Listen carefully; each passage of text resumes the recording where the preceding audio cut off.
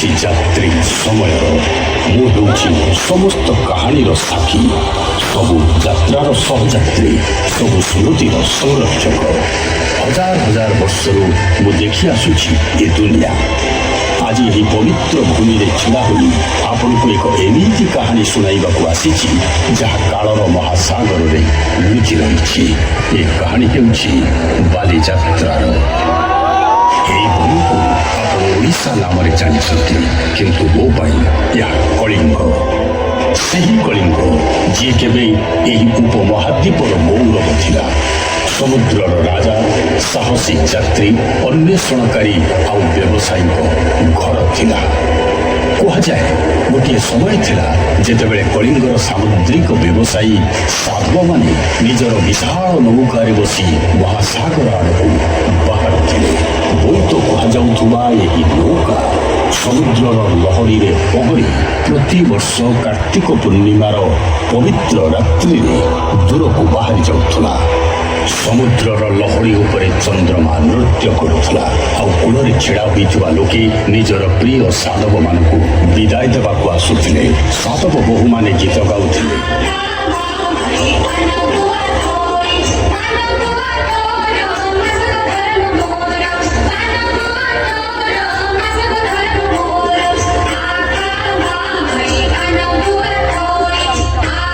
ଏହି ଗୀତରେ ଆଶ୍ୱିନ, କାର୍ତ୍ତିକ, ମାର୍ଗଶିର ଏବଂ ବୈଶାଖ ବର୍ଣ୍ଣିତ ହେଉଥିଲା। କାର୍ତ୍ତିକରେ ବାହାରୁଥିଲେ ଆଉ ବୈଶାଖରେ ଫେରୁଥିଲେ। ଯିବା ପୂର୍ବରୁ ଏମାନେ ନିଜ ନୌକାରେ ଦୀପ ଜଳାଇ ପାନପତ୍ର ଏବଂ ଗୁଆ ରଖୁଥିଲେ। ଏହା ଥିଲା ସେମାନଙ୍କର ନିଜ ସମୁଦ୍ର କୂଳରୁ ବିଚ୍ଛେଦ ହେବାର ପ୍ରତୀକ, ଆଉ ଏକ ପ୍ରତିଶ୍ରୁତି ଯେ ସେମାନେ ଫେରିବେ। ପ୍ରତ୍ୟେକ ଯାତ୍ରା ଏକ ନୂଆ ଆହ୍ୱାନ, ଏକ ନୂଆ ସଂଘର୍ଷ ଥିଲା, କିନ୍ତୁ ସେମାନେ ଅଟକି ନଥିଲେ, କାରଣ ସେମାନଙ୍କୁ ନିଜ ସମୟଠାରୁ ଆଗକୁ ବଢ଼ିବାର ଥିଲା। ଏକ ଏପରି ଭୂମିରେ ପହଞ୍ଚିବାର ଥିଲା ଯେଉଁଠାରେ ତାଙ୍କ ପାଦ ପୂର୍ବରୁ କେବେ ପଡ଼ିନଥିଲା। ଆଉ ସେ ସ୍ଥାନ ଥିଲା ବାଲି। ନାରିକେଳ ଦ୍ୱୀପ, ଯେଉଁଠାରେ ନାରିକେଳ ବୃକ୍ଷ ଆକାଶକୁ ଉଚ୍ଚ ଥିଲା, ଯାହାର ପବନରେ କଳିଙ୍ଗର ସୁଗନ୍ଧ ରହିଥିଲା। ସେଠାକୁ ଯାଇ ସେମାନେ କେବଳ ବେପାର କରୁନଥିଲେ, ସେମାନେ ସେ ଭୂମିକୁ ଯାଇ କଳିଙ୍ଗର ଆତ୍ମା ଭରି ଦେଉଥିଲେ। ସେହି ଦ୍ୱୀପରେ ନିର୍ମାଣ କରୁଥିଲେ ମନ୍ଦିର, ନିଜର ଦେବାଦେବୀଙ୍କୁ ପୂଜା କରୁଥିଲେ, ନିଜର ପର୍ବପର୍ବାଣୀ ପାଳନ କରୁଥିଲେ। ବାଲିର ଲୋକମାନେ ଆଜି ମଧ୍ୟ ଏହି ସାଧବମାନଙ୍କୁ କଳିଙ୍ଗ ସାହସିକ ଅର୍ଥାତ୍ ସାହସୀ କଳିଙ୍ଗର ପୁତ୍ର କହୁଛନ୍ତି। ଏହା ସେପରି ଏକ ପରିଚୟ ଯାହା କୌଣସି ଭାଷା, କୌଣସି ପରିସୀମାର ସୀମାବଦ୍ଧ ନୁହେଁ। ଏହି ସମୟ ବଦଳି ଯାଇଛି, କିନ୍ତୁ ସେ ଭାବନା, ସେ ସମ୍ପର୍କ ଏବେ ମଧ୍ୟ ଜୀବିତ ରହିଛି। ଆଜି କାର୍ତ୍ତିକ ପୂର୍ଣ୍ଣିମା ଅବସରରେ ଆମ୍ଭେମାନେ ମହାନଦୀ କୂଳରେ ରୁଣ୍ଡୀଭୂତ ହୋଇଛନ୍ତି। ଆଉ ଏହି ମେଳାର ସବୁଠାରୁ ବଡ଼ ବିଶେଷତ୍ୱ ହେଉଛି ବୋଇତ ବନ୍ଧାଣ ଉତ୍ସବ। ଏଠାରେ ଶହ ଶହ ଲୋକେ ଛୋଟ ଛୋଟ ନୌକା ତିଆରି କରି ପାଣିରେ ଭସାଇଥାନ୍ତି। ଏହିସବୁ ନୌକା ସେହି ପ୍ରାଚୀନ ବୋଇତର ପ୍ରତିକୃତି, ଯେଉଁଥିରେ ସାଧବମାନେ ସମୁଦ୍ରର ଅଜ୍ଞାତ ଦିଗକୁ ବାହାରି ଯାଉଥିଲେ। ଲୋକମାନେ ସେହି ପ୍ରତିକୃତି ନୌକାରେ ଦୀପ ଜାଳି ସେଥିରେ ପାନପତ୍ର ଏବଂ ଗୁଆ ରଖିଥାନ୍ତି, ଯେମିତି ପୁଣି ଥରେ ସାଧବମାନେ ନିଜର ଯାତ୍ରାରେ ବାହାରୁଛନ୍ତି। ଏହା ସେମାନଙ୍କର ଶ୍ରଦ୍ଧାଞ୍ଜଳି ସେମାନଙ୍କ ଦୁଃସାହସୀ ପୂର୍ବଜଙ୍କ ପ୍ରତି, ଯେଉଁମାନେ ଅଜ୍ଞାତ ମହାସାଗରକୁ ପାର କରି ଆମ ପାଇଁ ଅନନ୍ତ ସମ୍ଭାବନାର ଦ୍ୱାର ଉନ୍ମୁକ୍ତ କରିଛନ୍ତି। ଏହି ମେଳାର ଅନ୍ୟ ଦିଗଟି ହେଉଛି ଏଠାକାର ସାଂସ୍କୃତିକ କାର୍ଯ୍ୟକ୍ରମ। ଏଠାରେ ଓଡ଼ିଶାର ନୃତ୍ୟ ଏବଂ ସଙ୍ଗୀତ ପରିବେଷଣ ହୋଇଥାଏ। ଏହିସବୁ ନୃତ୍ୟ କେବଳ ପ୍ରଦର୍ଶନ ନୁହେଁ, ବରଂ ସେହି ଭାବନାର ପ୍ରତିଫଳନ ସଦୃଶ୍ୟ। ଓଡ଼ିଶାର ଆତ୍ମା ଏହି ମେଳାରେ ଜାଜୁଲ୍ୟମାନ ହୋଇଥାଏ। ଏହି ସମୟରେ ପଞ୍ଚୁକ ଉତ୍ସବ ମଧ୍ୟ ହୋଇଥାଏ। ଶ୍ରଦ୍ଧାଳୁମାନେ ପବିତ୍ର ତୁଳସୀ ଚଉଡ଼ା ପାଖରେ ଭଗବାନ ଜଗନ୍ନାଥ, ଦେବୀ ସୁଭଦ୍ରା ଏବଂ ବଡ଼ ଠାକୁର ବଳଭଦ୍ରଙ୍କର ଅଭିରରେ ଆକୃତି ତିଆରି କରି ମଙ୍ଗଳ କାମନା କରିଥାନ୍ତି। ବାଲିଯାତ୍ରା ଆମକୁ ଶିକ୍ଷା ଦେଉଛି ଯେ ଯାତ୍ରାର ଅନ୍ତ କେବେ ନ ହେବା ଦରକାର। ପ୍ରତ୍ୟେକ ଯାତ୍ରା ପରେ ଆଉ ଏକ ଯାତ୍ରା, ଆଉ ଏକ ଲକ୍ଷ୍ୟ ଅନ୍ୱେଷଣ କରିବା ଦରକାର। ଯେପରି କଳିଙ୍ଗର ସାଧବମାନେ ଅଜ୍ଞାତ ଦିଗକୁ ବାହାରି ଯାଉଥିଲେ, ସେହିପରି ଆପଣଙ୍କୁ ମଧ୍ୟ ନିଜର ସ୍ୱପ୍ନର ସମୁଦ୍ରକୁ ପାର କରିବାକୁ ହେବ। ମନେ ରଖିବେ, ଜୀବନର ସବୁଠାରୁ ବଡ଼ ଯାତ୍ରା ହେଉଛି ଯେ ଆମେ ନିଜ ମନର ପରିସୀମାରୁ ବାହାରକୁ ବାହାରିବା, ନିଜ ଭୟକୁ ଦୂର କରିବା। କାରଣ ଜଣେ ପ୍ରକୃତ ଯାତ୍ରୀ ପାଇଁ ଲକ୍ଷ୍ୟସ୍ଥଳର କୌଣସି ଶେଷ ନଥାଏ।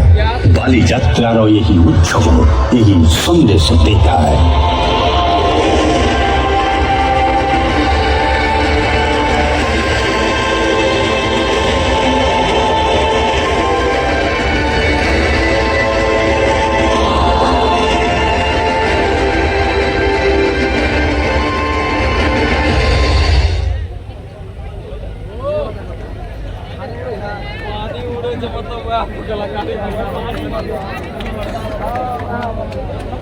ଆଉ ଆସିବ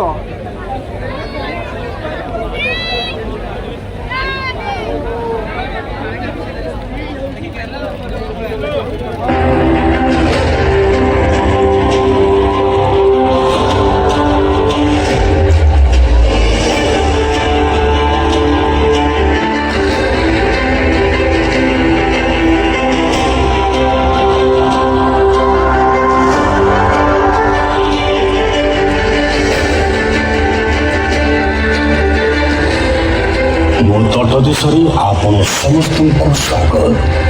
ମୁଁ ମହାନଦୀ, ଜୀବନର ଧାରା, ଏହି ମାଟିର ରକ୍ଷକ ଏବଂ କଟକର ଅତୁଟ ସାଥୀ। ଗୋଟିଏ ପଟେ ମୁଁ ଆଉ ଅନ୍ୟ ପଟେ ମୋ ଭଉଣୀ କାଠଯୋଡ଼ି। ଆଉ ଆମ ଉଭୟ ନଦୀର ସଂରକ୍ଷଣରେ ରହିଛି ଭବ୍ୟ କଟକ ନଗରୀ। ଆଜି ମୁଁ ଆପଣମାନଙ୍କୁ ଏହାର କାହାଣୀ ଶୁଣାଇବାକୁ ଆସିଛି।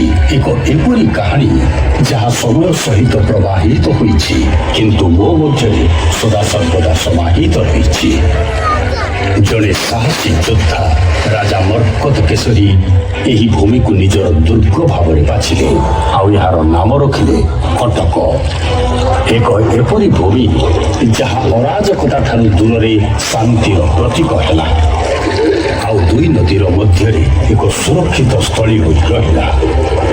ଅନେକ ଶତାବ୍ଦୀ ବିତିଗଲା, ଆଉ ସମୟ ଆସିଲା ମହାନ ଗଙ୍ଗବଂଶର ରାଜା ଅନଙ୍ଗ ଭୀମଦେବ ତୃତୀୟଙ୍କର। ରାଜା ଏହି ନଗରରେ ଏକ ଦୁର୍ଗର ନିର୍ମାଣ କଲେ, ଯାହାର ନାମ ଥିଲା ବାରବାଟୀ। ସେହି ସ୍ୱର୍ଣ୍ଣିମ ଦିନ କେତେ ଚମତ୍କାରୀ ଥିଲା, କିନ୍ତୁ ସମୟ କଟକର ଦ୍ୱାର ଦେଶରେ ନୂଆ ଶାସକଙ୍କୁ ଆଣି ଛିଡ଼ା କରିଦେଲା। ନିଜର ବୈଭବରେ ଲିପ୍ତ ମୋଗଲ ଆସିଲେ, ଆଉ କଟକର ସ୍ୱରୂପକୁ ଦେଖି ମନ୍ତ୍ରମୁଗ୍ଧ ହୋଇଗଲେ। ସେମାନେ ଏହି ଅଦ୍ଭୁତ ନଗରୀକୁ ଅଭିନବ ବାରାଣସୀ ଅର୍ଥାତ୍ ନୂଆ ବାରାଣସୀ କହିଲେ। ମୋଗଲମାନେ ଏଠାରେ ମସଜିଦ ଏବଂ ମିନାର ନିର୍ମାଣ କଲେ। ସେତେବେଳେ ଲାଗିଲା ଯେପରି କଟକର ମୁକୁଟରେ ରତ୍ନ ଖଚିତ ହୋଇଛି।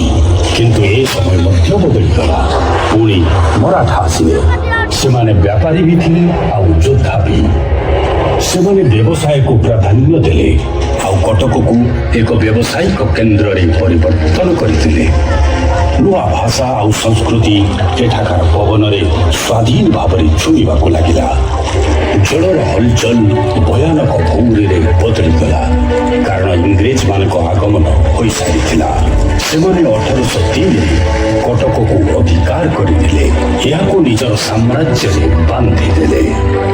କଟକକୁ ବଦଳିବାକୁ ଦିବସ କରାଗଲା, ଏହାର ଆତ୍ମାକୁ ପରୀକ୍ଷା କରାଗଲା, କିନ୍ତୁ କଟକ ହାର ମାନିଲା ନାହିଁ।